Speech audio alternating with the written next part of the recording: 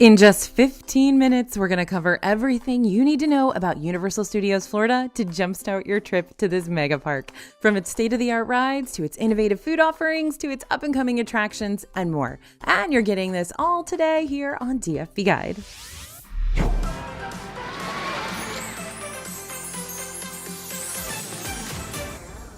Hey everybody, it's AJ for Disney Food Blog. We are back at Universal today to help you learn all the Universal Studios Florida basics, including what's available, what's new, what's coming, and what you need to watch out for when you head this way for vacation.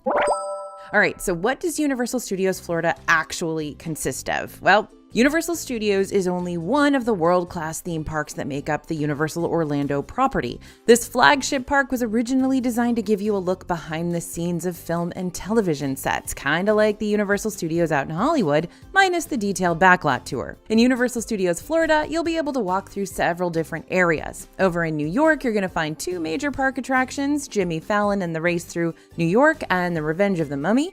Production Central is home to the Rip Ride Rocket Coaster, Transformers The Ride 3D, and the Universal Music Plaza Amphitheater, where major concerts are held periodically, featuring big-name artists and acts. San Francisco drops us into the world of Fast and Furious during the Fast and Furious Supercharged Simulator ride. But if you're not feeling like a car chase, maybe you'd rather book a reservation at Lombard's Seafood Grill instead?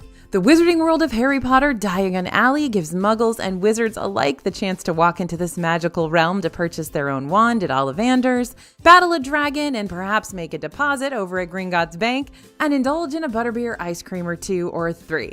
The biggest part of the World Expo area in this park is the classic blaster ride, Men in Black Alien Attack. That being said, World Expo does pick up around the fall season when Halloween's in full swing. Lots of spooks and scares start to pop up around these parts during Halloween Horror Nights, which we're going to talk about more in just a second. Springfield, USA is the home of The Simpsons, so expect to find the popular Simpsons ride here, as well as Kang and Kodo's Twirl and Hurl, which is going to spin you around and around and around. Now, Hollywood's got a couple of live action shows, fitting, right? As well as the broadcast-themed quick service, the Today Cafe. Near this area, you can also find my favorite ride of the entire park, the E.T. Adventure, We Love You E.T. And the brand new Minions Land, which opened up just this past summer, features the Despicable Me Minion Mayhem attraction and Super Silly Stuff store, as well as the shiny new Illuminations VillainCon Minion Blast attraction. Minions Cafe is here, Pop-A-Nana popcorn stand, Freeze Ray popsicle stand, Bake My Day sweets shop, and an Illumination theater facade for character meet and greets. So we just talked about what's new over there in Minion Land, but what's coming up this summer? A new DreamWorks Land will arrive at Universal Studios Florida in 2024. DreamWorks Land will be a vivid world featuring characters, rides, and themed areas from some of DreamWorks' most beloved movies like Shrek, Trolls, Kung Fu Panda. The Shrek area is going to take you into the recesses of Shrek's swamp, which will include interesting snacks. You ever heard of a Shrexel before? Well, okay, now we both have. Interactive frog choirs and meet and greets with Shrek, Princess Fiona, and Donkey. There will also be a little ogre-sized play area for kids. Meanwhile, in the Trolls area, you're going to be able to ride the family-friendly Troller Coaster. Get it? Oh my goodness, which takes you on the Catter Bus to escape evil spiders. Again, expect more play areas, gift shops, and snack opportunities here too. Then we got Poe's Kung Fu Training Camp with an interactive experience that brings Panda Village to life for all its visitors. Now you thought you were done? Not quite. This new area is also going to have the DreamWorks Imagination Celebration, which will be a multi-sensory adventure that combines hit songs and dancing and tech to create a rockin' party for everyone to be a part of. You'll also get to meet some of your favorite DreamWorks characters at the DreamWorks Character Zone. Okay, so this might be a totally different park, the Universal Studios Florida, but you still need to know how it's going to impact your Universal Studios Florida visits in the future.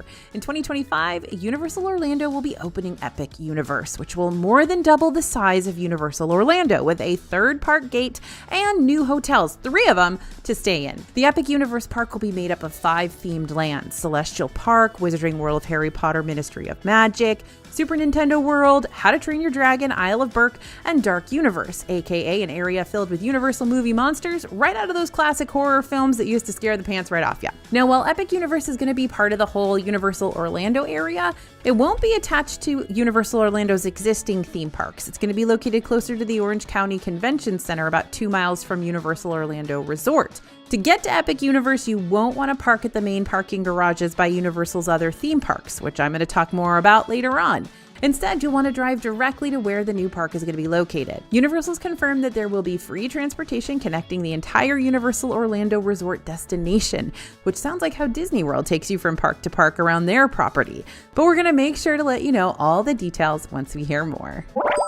Now, let's talk about skipping the lines. We are getting into the nitty-gritty now. Much like Disney has Genie Plus, Universal's got Express Passes that can help you bypass the lines of most all rides across both theme parks.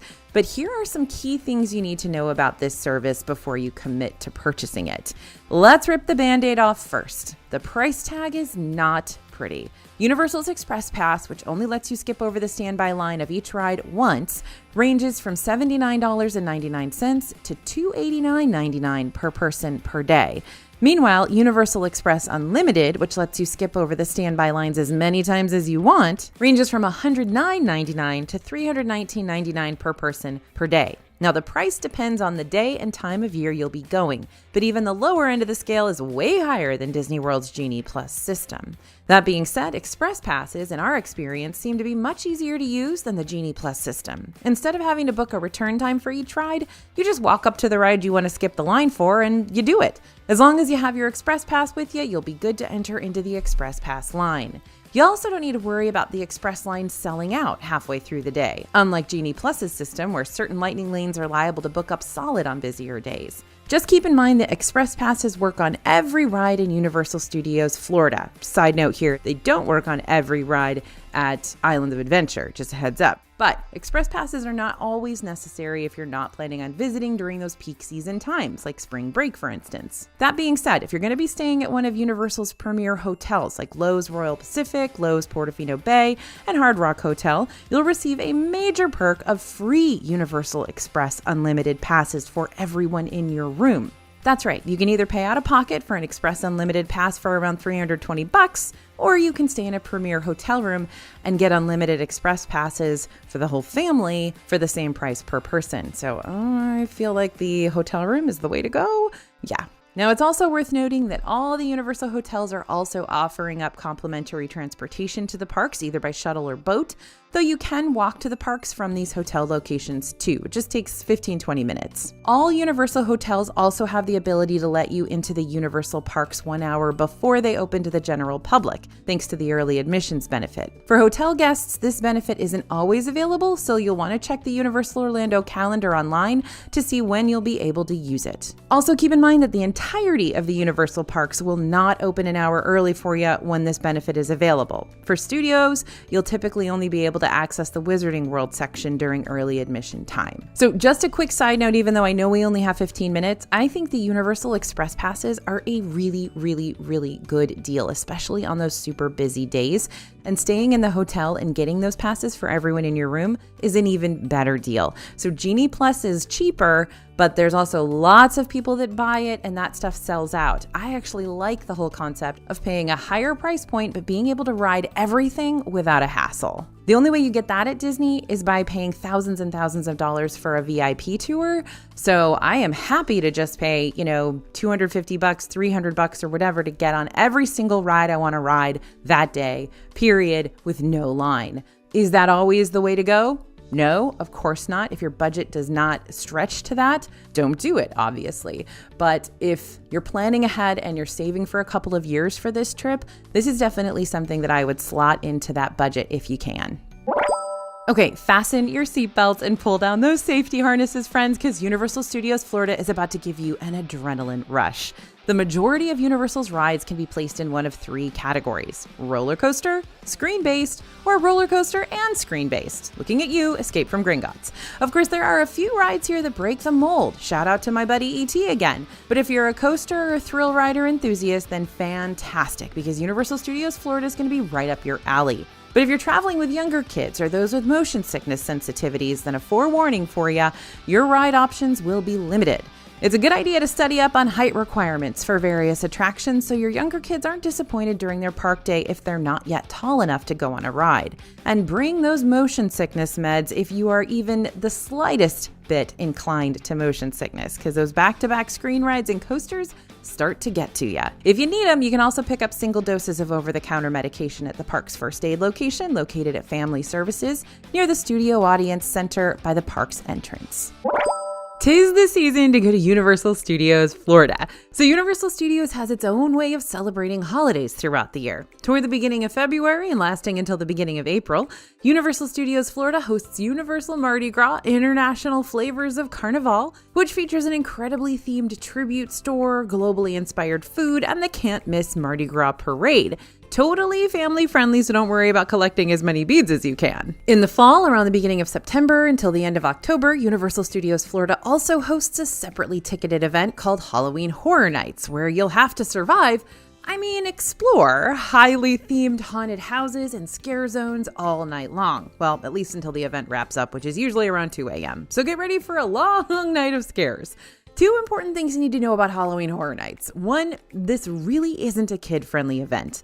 The scares in these haunted houses and scare zones are legit, and Universal does not recommend them for anyone under the age of 13.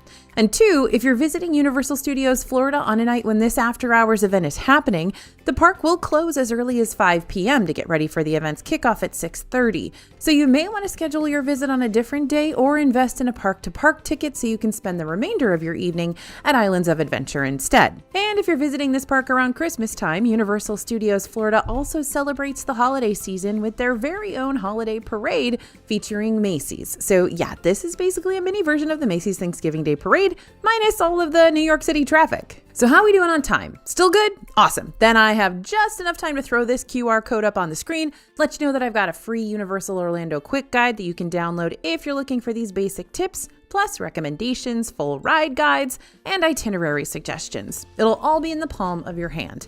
You can also head to disneyfoodblog.com/universal, and it'll lead you to the exact same download. Just drop us your name and email. We'll get this guide sent to your inbox faster than a Gringotts dragon chasing after a mine car. If you know, you know. Moving on, if you are not staying at a nearby Universal hotel, then you're going to have to drive or take a ride share over to the Universal parking garage. Now, this garage does cost $30 per vehicle for the whole day, though if you come here after 6 p.m. to eat dinner at City Walk, parking is free. Now, parking in this garage isn't the most challenging part about arriving at Universal. It's getting to the parks after you get out of the car that becomes the real time commitment here. Once you park, you'll have to walk over to the security checkpoint, get scanned, and then keep walking until you reach the City Walk area. And then you have to walk through the length of City Walk before you finally arrive at the front gate of either park. The whole process reminds me of a layover flight arriving at a giant airport only for you to discover that your connecting flight is in a completely different terminal. So if you're wanting to get to either Universal Park right at park opening, make sure to factor that extra travel time into your itinerary. Maybe give yourself an extra 30 to 45 minutes just in case the security area gets wildly congested in the morning. Now, recently, Bria, Cassie, Quincy from All Ears, and I went and ate around the Universal parks together. If you haven't seen our Best Things to Eat at Universal video yet, make sure to check that out when you get the chance. Now, while we did try our fair share of unique and tasty treats at Universal Studios, like the swirled soft serve from Florian Fortescue's in Diagon Alley, the wacky creations over at Minions Cafe and Minions Land, and the fruit-stuffed crepes over at the Central Park Crepes in Hollywood, I will say that a lot of Universal's food relies more on the novelty of the item rather than being this amazingly delicious plate of food. That's not to say you won't find food worth falling in love with here, but it may take you a little more research to find out which desserts and savory eats are actually going to be worth your money. Trying to find a table service meal inside the Universal Studios park where you can sit back, embrace the AC, and enjoy a hearty plate of food? Finnegan's Bar and Grill is going to give you your Irish pub fix and might also feature some live music during the day too. Lombard Seafood Grill is a classy little seafood establishment that sits right next to the Universal Lake in the middle of the park. Both of these sit-down meals have decent food, decent atmosphere, and good service. Are they my all-time favorite places to eat ever? Not really. I'd much prefer grabbing a jacket potato from the London Taxi Hut outside King's Cross Station, aka the area that leads into Diagon Alley. That being said, if you want to make a dining reservation for either of these locations, it's super easy and painless. You'll just go on the Universal Orlando app, Tap the Universal map, select the restaurant you want to make reservations for, and follow the steps from there. If you visit Universal during one of those seasonal events I was talking about, they tend to have some pretty top-notch exclusive eats that you'll want to check out. But it also might be worth leaving the parks when you want to grab a bite to eat, since City Walk has lots of table service restaurants and fast food joints for you to choose from, like Toothsome Chocolate Emporium, Bubblegum Shrimp Company, Margaritaville, Cowfish, Voodoo Donuts, and more. Along with all the rides and restaurants, do not forget to check out Universal Studios live entertainment while you're here. Remember the shows I very briefly mentioned that happen over in the Hollywood area? These iconic stage shows include Universal Orlando's Horror Makeup Show, the Bourne Stuntacular, and animal actors on location. You'll be able to see different Streetmosphere performances throughout the day, including, but not limited to, the Blues Brothers, the Tales of Beetle the Bard, and Celestina Warbeck and the Banshees. There are also a handful of opportunities to meet TV and movie characters throughout the day too, but these character sightings won't always be listed in the Universal Orlando app, meaning it's up to you to keep your eye out for them. You can also ask a nearby Universal team member if they happen to know when a certain character will be out and about. They may not know the exact answer, but they could help you get an idea of when and where to return to a specific location so you can potentially run into one of your favorite pals. Okay, Potterheads, listen up. If you want to ride the Hogwarts Express from either Hogsmeade or Diagon Alley, then you must purchase the Park to Park ticket, which grants entrance into both Universal Studios and Islands of Adventure on the same day. If you only have a 1 park per day ticket, then you're not going to be able to hop aboard this train, since it directly connects Hogsmeade Station at Islands of Adventure with King's Cross Station at Universal Studios. So really, it's less of an attraction and more of a way to get you to the second park without having to walk all the way over there yourself. But even so, the Hogwarts Express does have fun features that you'll experience during your short train ride to the other Wizarding World. And by the way, it's different both ways, so you may want to ride it back and forth. Now, before you can hop onto one of Universal Studios coasters, you will be required to use one of the attraction's lockers to store your stuff. Lockers is the name of the game when it comes to Universal. The standard size lockers are totally free to use, which can easily fit small purses, wands, wallets, and cell phones. But if you're trying to put away a full-size stuff to the brim backpack, you're more than likely going to have to invest in a large locker, which will cost you $2 per use. In some cases, you'll still be able to keep select items with you on these rides, just as long as you safely store these items in your pocket or a small fanny pack tucked under your shirt. But then there are rides like Hollywood Rip Ride Rocket, which follow a no loose items policy. You'll even have to go through a metal detector so team members can make sure you're not holding onto anything that could potentially fly off of you during the duration of the ride. In these instances, it's incredibly helpful to have a lanyard handy, which will hold onto your park tickets, locker cards, hotel keys, or whatever you use to open your ride's locker with. Lanyards can still be worn on these rides, but must be tucked inside your shirt. Now, before you take off on your Universal journey, make sure to download the free Universal Orlando app before your trip. Through this app, you can check out park maps, mobile order food, get notified about wait times, and track down different dining locations. But one of my personal favorite pre-visit features on this app is the ability to mark or heart your must-see attractions. When you've got time, you can go through and select the rides you're most excited to experience on vacation. Then once you're actually inside the park, you can access that list and see the wait times pop right up next to your anticipated favorites. All right, it was touch and go there for a minute because there's so much to talk about in the Universal Studios scene, but we made it. Remember, we've got Universal Orlando content coming out regularly here at DFB Guide, so check out our Universal planning videos already up on our channel. And don't forget to go to disneyfoodblog.com/universal and pick up your free Universal Quick Guide today. Thanks for listening, everyone, and thanks for watching. As always, this is AJ for Disney Food Blog, and we'll see you real soon.